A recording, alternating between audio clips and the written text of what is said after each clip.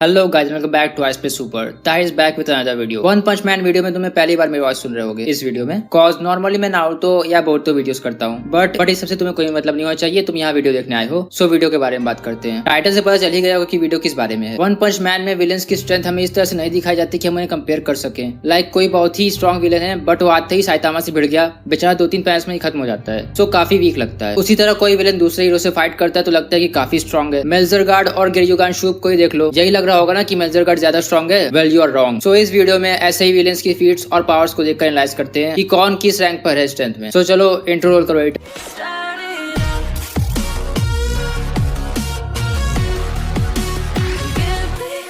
Homeless emperor monster association का एक executive member था। ये एनर्जी स्फीयर समन कर सकता था जो कि काफी डिस्ट्रक्टिव थे। ये स्फीयर्स कांटेक्ट में आने पर एक्सप्लोड हो जाते थे और इन्हें चार्ज कर इनका साइज और डिस्ट्रक्टिव पावर भी बढ़ा सकते थे। इन स्फीयर को होमलेस एम्परर ऑफेंस और डिफेंस दोनों के लिए यूज करता था। लाइक उसकी तरफ कोई बुलेट या कुछ और फेंका गया है तो ये बस उनके सामने अपना स्फीयर लगा देगा और वो खत्म। ऊपर से इसकी कोई लिमिट भी नहीं है कि ये कितने स्फीयर्स बना सकता है। और तो और इन स्फीयर्स को समन करने में और चार्ज करने में इसकी कोई भी एनर्जी स्पेंड नहीं होती। एक बड़े स्फीयर को रिलीज करने के बाद भी इसमें जरा भी फैटिक नहीं दिख रहा था, जिसका मतलब हो सकता है कि ये एनर्जी कहीं और से आती है। इन स्फीयर्स को रिलीज करने के बाद ये उनकी ट्रैजेक्टरीज भी चेंज कर सकता है। मतलब जरूरी नहीं है कि ये स्फीयर सिर्फ एक स्ट्रेट लाइन में जाएं, वो कभी भी कहीं भी कितनी भी बार डायरेक्शन चेंज कर सकते हैं। होमलेस एम्परर की एक बड़ी वीकनेस है उसकी बॉडी एक नॉर्मल ह्यूमन की है। सो अगर कोई उसके स्फीयर से बचकर उसके पास चला गया तो उसका खेल खत्म। Number 9 Hellfire flame. स्पीड और साउंड सोनिक और गेल विंड की तरह हेलफायर फ्लेम भी एक निंजा विलेज से है। एक्चुअली ये सोनिक का सेंपाई भी है। ये भी काफी फास्ट है, बट सोनिक हमेशा इससे एक कदम आगे ही रहता था। बट इसने शॉर्टकट लिया और मॉन्स्टर सेल्स खा ली,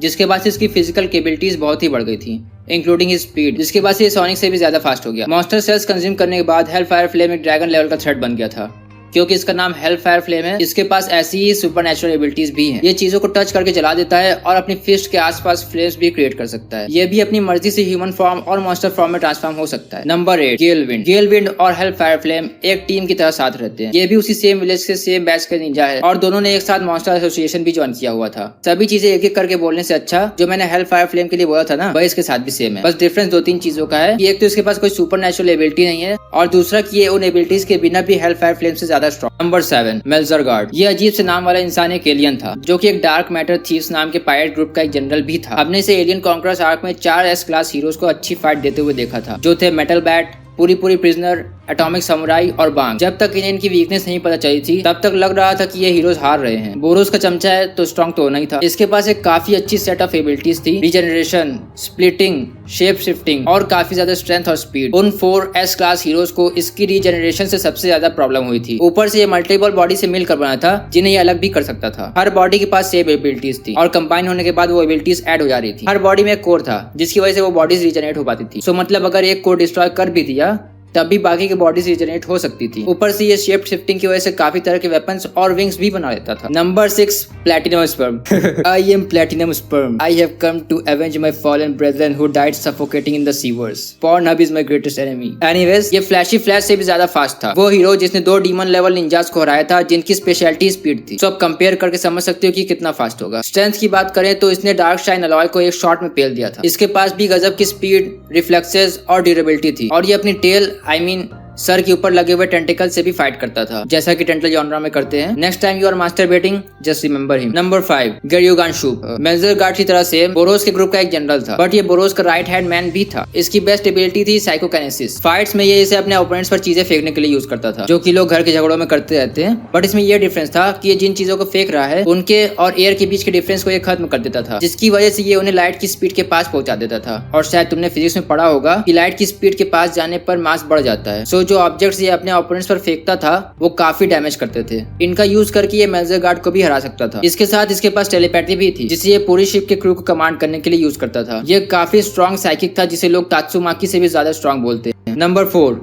ओरोची मॉन्स्टर एसोसिएशन का लीडर था, जो कि सभी लोग जानते हैं। गोगत्सु ने बोला था कि Orochi is the strongest being that he knows of. Monster king का नाम सुनकर उसका फॉर्म जैसा भी तुम्हारे मन में आता है ना, उसी के जैसा दिखता है ओरोची। ढेर सारे टेंटिकल्स, बड़ी सी बॉडी, हर तरफ स्पाइक्स एटसेट्रा। इसकी एक स्पेशल एबिलिटी थी मेटामॉर्फोसिस। वो 177-013 वाली की बात नहीं कर रहा था। ओरोची अपनी बॉडी का शेप चेंज कर सकता था, मतलब ह्यूमनॉइड फॉर्म से और ज्यादा मॉन्स्टर फॉर्म ले सकता था। इनकी पावर और भी ज्यादा थी। साथ ही ये मॉन्स्टर सेल्स भी बना सकता था, जिसकी हेल्प से ये ह्यूमंस को ड्रैगन लेवल मॉन्स्टर्स में भी कन्वर्ट करता था, जिसके एग्जांपल हैं हेलफायर फ्लेम और गेल विंड। इसकी दूसरी एबिलिटीज है फायर मैनिपुलेशन, एब्जॉर्प्शन, रीजनरेशन और एनर्जी प्रोजेक्शन। साथ ही ये काफी अच्छा फाइटर भी है। बस एक बार ही देखकर इसने water, steam, rock smashing fist master कर ली थी। इसकी एक नोटेबल फीट ये है कि इसने साइतामा का एक नॉर्मल पंच सर्वाइव किया था। Number 3, fuse Psykos. Psykos master association की ट्रू लीडर थी। उसने बस ओरोची को लीडर बनने दिया था ताकि सबका ध्यान उसकी तरफ से हट सके। इसके स्ट्रॉन्ग साइकिक पावर्स ने तात्सुमाकी को काफी अच्छी फाइट दी थी। अगर एबिलिटीज की बात करें तो इसके पास साइकोकाइनेसिस, एनर्जी मैनिपुलेशन, ग्रेविटी मैनिपुलेशन और टेलीपैथी भी थी। ये स्पाई ड्रोन्स भी बना सकती है।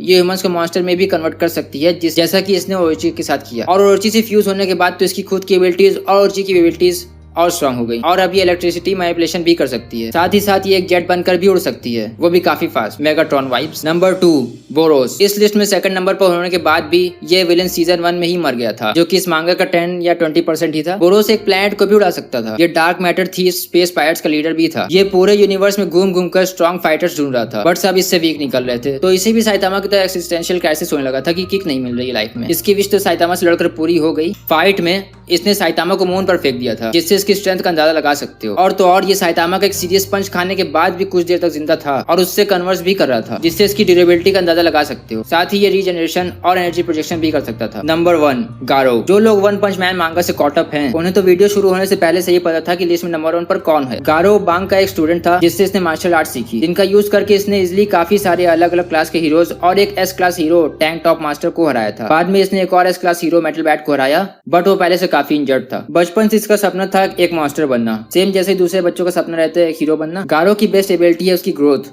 पूरी सीरीज में इसकी पावर बढ़ती जा रही थी। साथ ही साथ इसके पास साइकिक रेजिस्टेंस भी है, जिसकी वजह से इसे साइकिकली कंट्रोल करना इजी नहीं है। गारो को दूसरे विलेन से कंपेयर करने की जरूरत ही नहीं है। हमने अवेकेंड गारो कॉस्मिक गियर मोड देखा है, जिससे साइतामा को भी काफी अच्छी फाइट दे पा रहा है। इसके इस मोड की सारी एबिलिटीज को इस वीडियो में एक्सप्लेन करने का कोई फायदा नहीं है, कॉज ये वीडियो का टॉपिक भी नहीं है। अगर कहो तो मैं कॉस्मिक गियर मोड की सारी एबिलिटीज को एक्सप्लेन करने के लिए एक अलग वीडियो बना दूं। बनवाना चाहते हो तो कमेंट्स में बताना। और भी कुछ कैरेक्टर्स थे जिन्हें इस लिस्ट में कहीं फिट किया जा सकता था, बट उनकी फीट ज्यादा पता नहीं है, दैट्स व्हाई उन्हें इस लिस्ट में नहीं डाला। तो कैसी लगी ये लिस्ट? जैसी भी लगी कमेंट्स में बता देना। अच्छी लगी हो तो लाइक और शेयर भी कर देना, और अगर अभी तक सब्सक्राइब नहीं किया है तो वो भी कर लो यार। मिलेंगे नेक्स्ट वीडियो में, तब तक के लिए प्ले ऑन।